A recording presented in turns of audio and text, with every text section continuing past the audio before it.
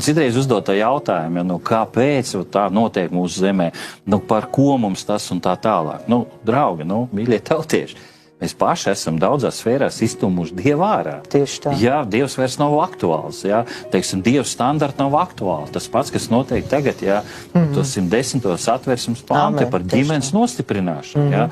Nu, dārgie tautieši, lūdzu parakstieties, ja jūs gribat, lai mums ir tradicionāla ģimene, tā ir kāda mums ir, jā, vīrietis un sieviete, jā, ja varbūt citiem, nu, varbūt nav tā pilnā ģimene, bet tomēr ir tēvs vai ir māte, nevis, teiksim, viens vecāks un numur 2 vecāki, jā.